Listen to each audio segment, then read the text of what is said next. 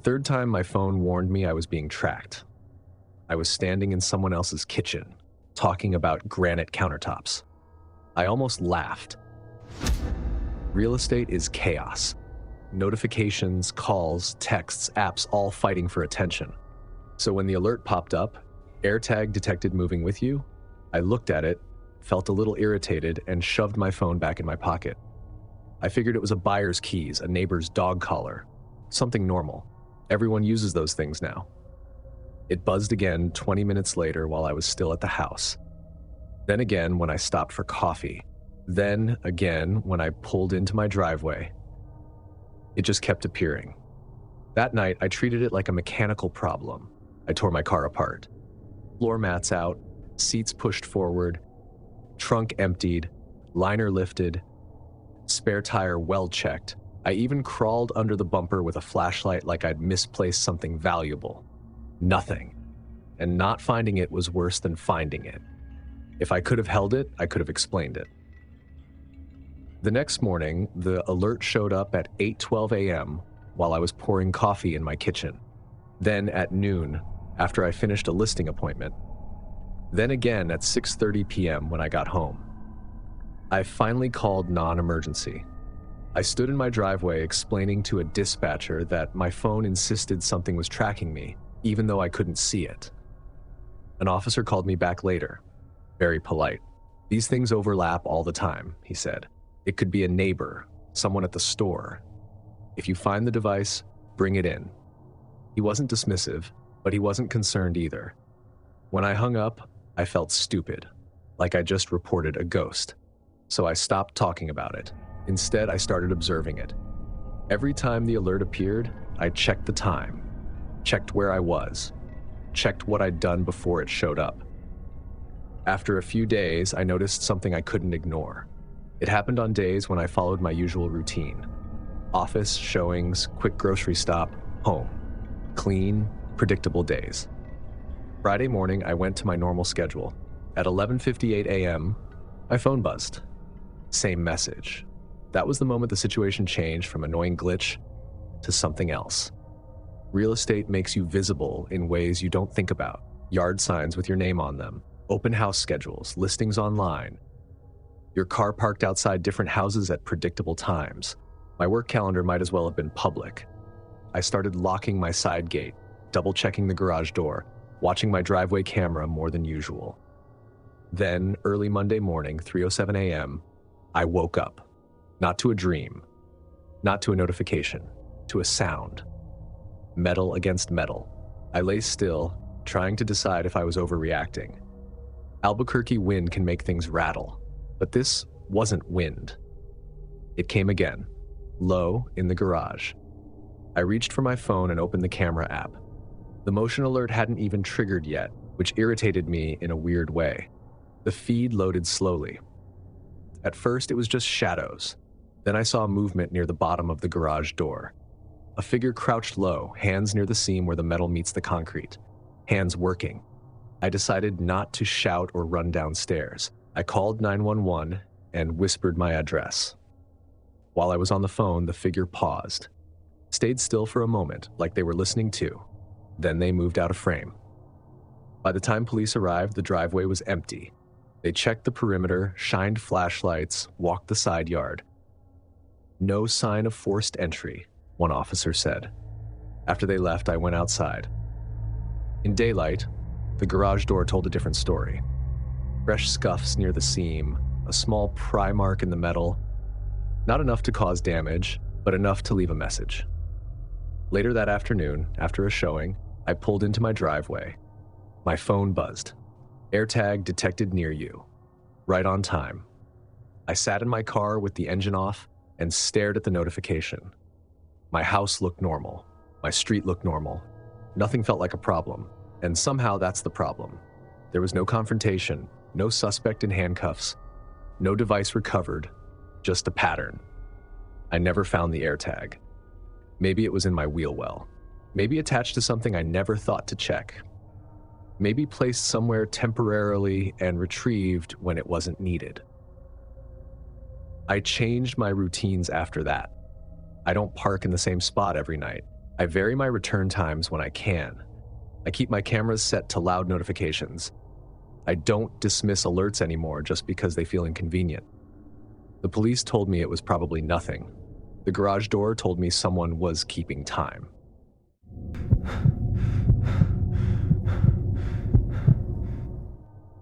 The first alert popped up while I was merging onto I-184 on my way to work. Airtag found moving with you. I actually rolled my eyes. Boise isn't exactly a hotbed of espionage. I figured it was Bluetooth overlap, someone at a stoplight with keys in their pocket and my phone being dramatic. I tapped the notification at a red light and read the explanation. It wasn't just saying an AirTag was nearby. It was saying it had been moving with me for a while. Now it got my attention. I parked at my office and started searching my car first. Glove box, center console, under the seats, trunk liner. I even checked the spare tire well. Nothing. That should have been reassuring. Instead, it made the alert feel more intentional. I went inside, worked for a couple hours, then told my team I had errands and left early. I couldn't focus. I kept thinking about what I'd had with me that morning and the night before. Laptop bag, purse, coat. It was February. I'd worn the same wool coat on my date. The date had been normal. Quiet restaurant downtown. He was soft-spoken, attentive, the kind of guy who didn't oversell himself. I'd been careful. I don't give out my last name on first dates. I don't talk specifics about where I live. We kept it surface level. At one point, I went to the bathroom and left my coat on the back of my chair. It was a warm, crowded place. People do that. The next morning, I'd driven to work, answered emails, thought about whether I'd see him again. Now I laid my coat on my kitchen table like it was evidence. I checked the pockets first. Lip balm. Receipt. Nothing unusual yet. Then I ran my fingers along the lining. There was something hard stitched between layers of fabric. I pressed down and felt a flat circle. I reached inside the seam and pulled out a small white disc, an AirTag. It wasn't loose in a pocket. It was tucked deep, like someone had wanted it to stay put. It was buried. It had been placed. I opened the Find My app and confirmed what I already knew. It wasn't registered to me. I decided to verify before I accused. That was my mistake. I texted him. Hey, weird question. Did you put an AirTag in my coat? The typing bubbles showed up almost immediately. Then my phone rang. He didn't respond in writing. He called. I answered because I was still hoping there was some explanation that didn't involve intent. He was laughing. You found it, he said. That tone. Casual. Like we were talking about a receipt he'd left in my bag. You put this in my coat? I asked. It's for safety, he said. People are crazy. I just wanted to make sure you got home okay. I looked down at the AirTag in my hand. You don't put tracking devices on someone, I said. He sighed like I was overreacting. It's not like I'm spying. It's just peace of mind. For who? For both of us, he said. Then why are you reacting like I did something bad? There it was. The flip. Suddenly my fear was the inappropriate thing. I didn't give you permission, I said. He chuckled. Permission? Wow. Then he added, almost as an afterthought, I just pulled into your complex for a second to make sure you got inside. That turn by the mailbox is confusing. My voice stayed steady, but my body felt lighter in a way I didn't like. I have to go, I said, and I ended the call. I stood in my kitchen, holding the AirTag, and felt something settle into place. He hadn't been concerned. He'd been collecting information. I took screenshots of everything. The alert history, the serial number. I put the AirTag in a Ziploc bag like I'd seen in documentaries. Then I made the mistake of opening my front door and looking outside. Around 10:30 that night, I noticed a car idling across from my building. It could have been anyone. A neighbor, a rideshare driver, a bored teenager. But once someone has tracked you without asking, coincidence stops feeling neutral. I stood behind my blinds and watched it for almost 15 minutes. The headlights were off, but the engine stayed on. Then, it pulled away slowly. I didn't sleep well. The next morning, he texted me, "You don't have to be like that." No apology at all, just straight to complaining. I took the Airtag to the police station during my lunch break. I explained everything clearly and calmly and showed the screenshots. The officer listened and nodded. Hard to prove intent, he said. If he says it was for safety and there was no direct threat, there's not much we can charge. So he has to say something worse? I asked. He didn't answer that directly. He just repeated that they'd document it. I left with a report number and the uncomfortable realization that the system is built for obvious danger, not quiet violations. On the way out, I almost threw the AirTag away. But I didn't, because once you get rid of the object, you're left with nothing but a story. And stories are easy to dismiss. I changed my routines after that. Different grocery store, different gym hours. I parked in a new spot every day. I stopped sharing any location online. I told my friends exactly what happened, even though part of me felt embarrassed saying it out loud. Weeks passed. I didn't see him again. He didn't show up at my door. He didn't send anything overtly threatening. But every time my phone buzzed unexpectedly, I felt that tight twist in my stomach. And every time a car idled too long near my building, I noticed. That kind of thing stays with you longer than you think.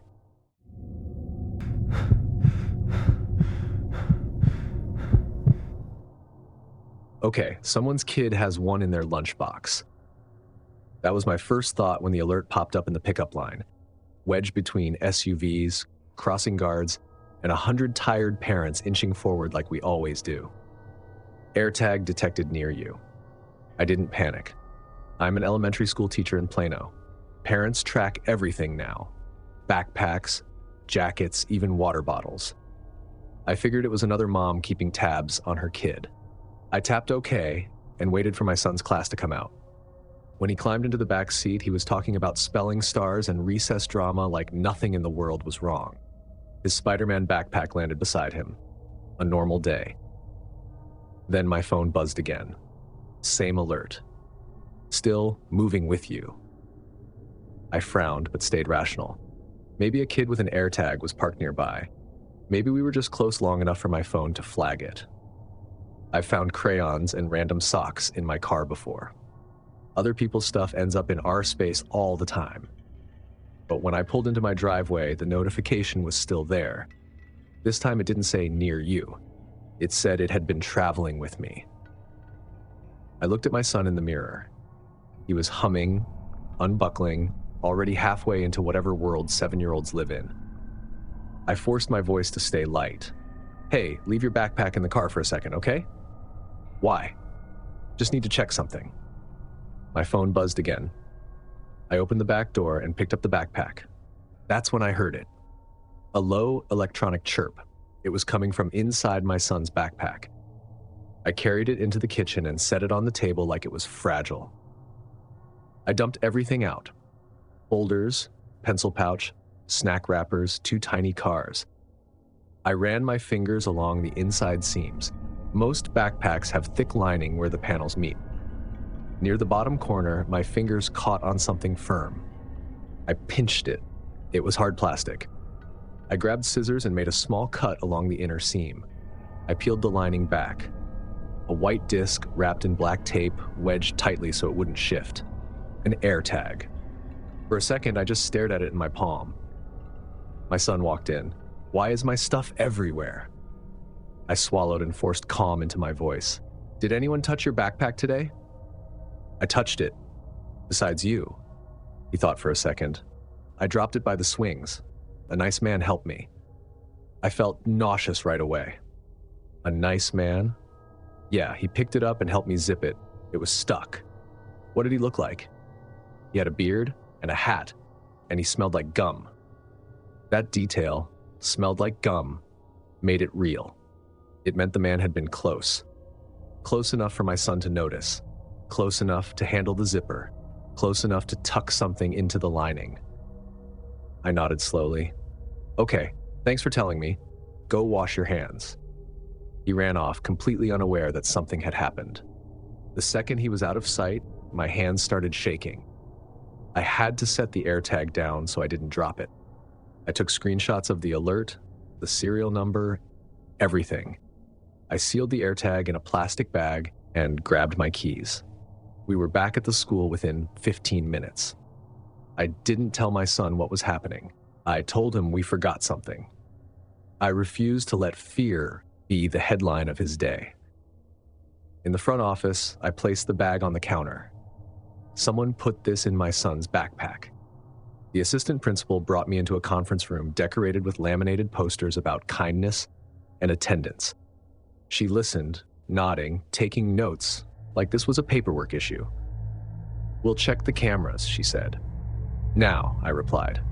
She hesitated. "We don't have access until tomorrow. The custodian handles that system. So if someone put a tracker in my child's backpack today, you can't look at the footage until tomorrow." Her tone shifted into that calm, administrative voice. "We'll follow protocol." Protocol. I called the police from the parking lot.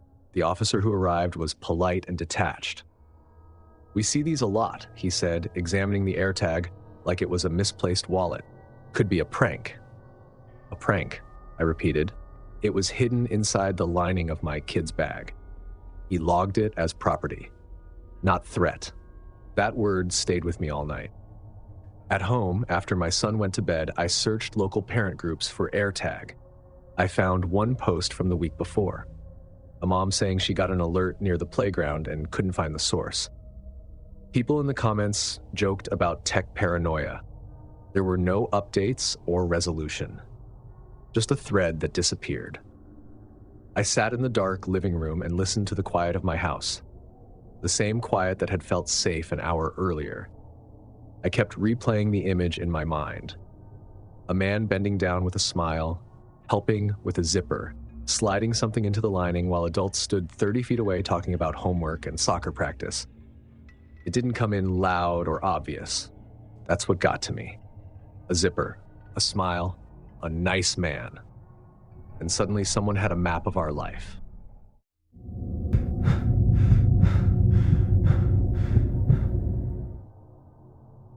When you're already scared of someone, everything starts looking like proof. That's how it started for me.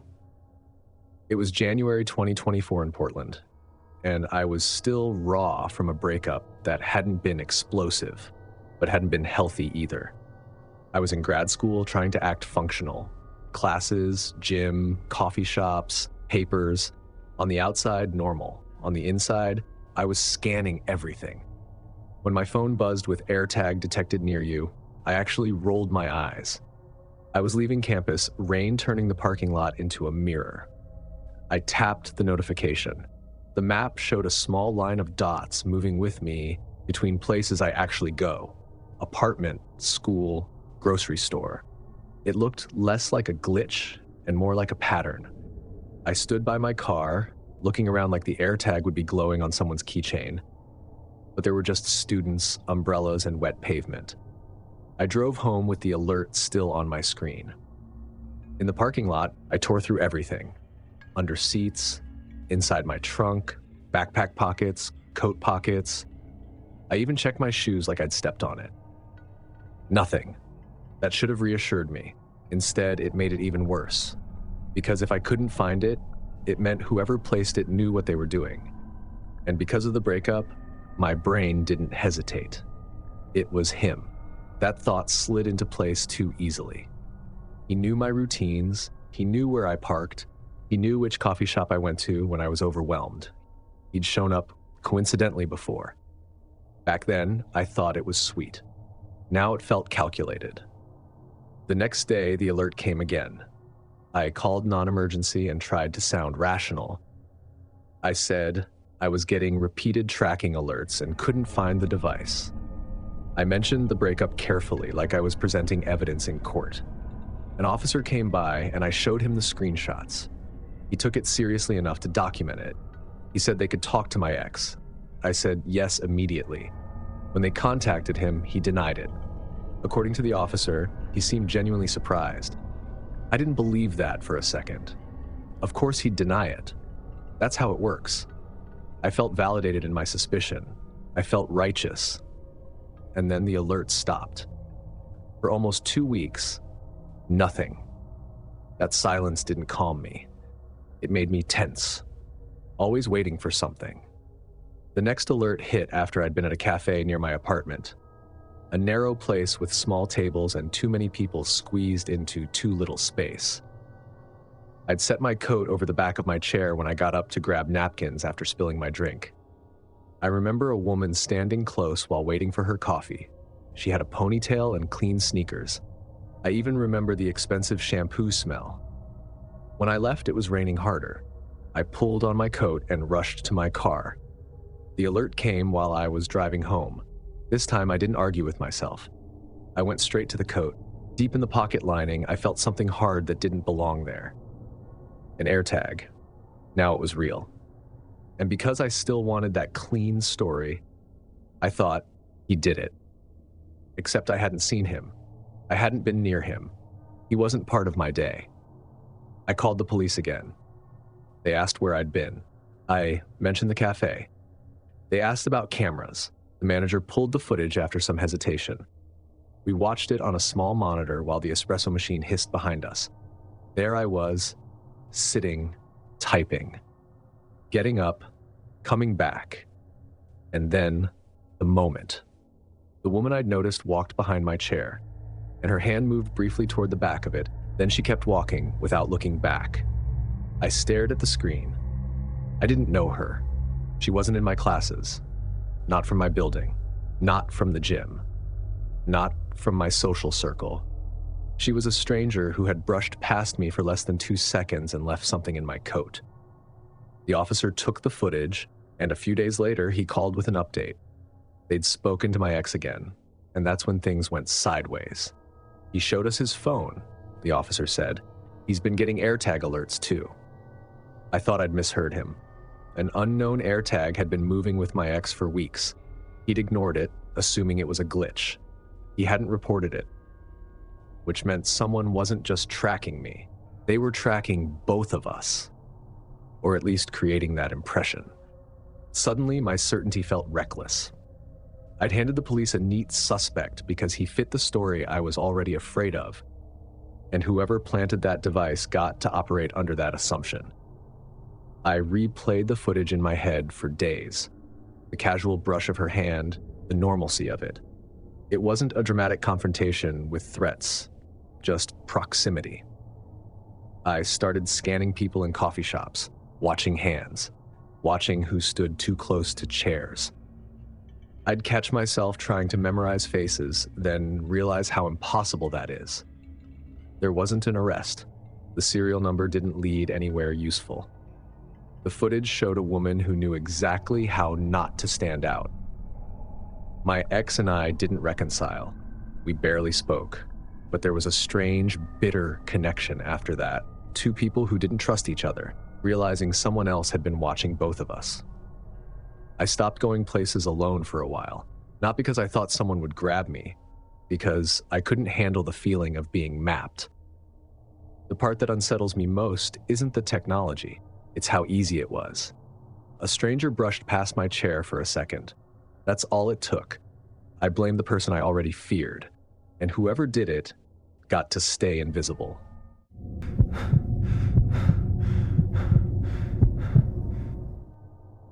The first time my phone told me an unknown Airtag was moving with me, I blamed apartment living. Thin walls, shared parking, too many devices in one place. I was halfway through my usual evening loop with my dog, trying to get her walk in before crashing. October in Tacoma gets dark early, and my apartment complex is full of bikes, keys, backpacks, stuff people track. I remember thinking, that's weird, but I figured it was someone upstairs, or another dog's collar. So I kept walking. It happened again the next night, and the next. It didn't show up at work, and I'm a vet assistant. Half the staff tracks carriers, lunchboxes, even car keys. Nothing there, nothing at the grocery store, nothing at my friend's place. Only at night, and not immediately when I stepped outside. It would pop up about 10 minutes in, almost like it was waiting. That stretch was the park. During the day, it's soccer moms and coffee cups. At night, it's a long rectangle of dark with broken park lights that had been under maintenance for weeks. People complained online. Some stopped going. I kept going because Luna needs her routine, and I didn't want to live scared of shadows. Plus, I had a dog. The third time the alert hit, I was annoyed more than anything. It felt like my phone was trying to sell me paranoia, but it kept happening, so I started checking things. Keys, jacket pockets, poop bag holder, harness, name tag. I even shook the leash like something would fall out. One night, under the single working light in my building's parking lot, I triggered the sound again. This time, I thought I heard something. Not a clear chirp, more like a muffled one buried under something. The alert disappeared a few minutes later, like it had never happened. The next morning, I did a full inspection. I work with animals all day. I know when something's off. I sat my dog down with a treat and went through her gear carefully. Harness, fine. Leash, fine. Collar, her collar was basic nylon with a stitched seam. When I ran my fingers along it, I felt a small, stiff bump that didn't belong there. I held it up to the light, pinched the fabric. There was something flat inside. I thought I was overreacting, that there had to be some normal explanation. But there isn't a normal explanation for a hard plastic disc sewn into a collar seam. There it was. A white Airtag, wrapped in black tape, wedged tight so it wouldn't slide or rattle. Whoever put it there didn't want it found. I just sat on the kitchen floor holding it. My first thought wasn't someone's tracking me. It was, someone touched my dog. There's no accidental way that ends up in a seam. Someone had access to her collar. Someone had time. I replayed the last few weeks. The dog park. The neighbor who grabbed her collar when she slipped her leash. The clinic. The grooming station. Anywhere her collar could have been handled. Then the bigger realization landed. They weren't tracking my phone. They were tracking when the dog goes outside. Dog owners are predictable. Same times, same loops, same corners. It's not about you being careless. It's about routine. Someone could sit in the dark and know exactly when you'd pass by. I called non-emergency, gave them the serial number, told them the alert only happened on my walking route, told them the park lights had been out for weeks. The officer was polite.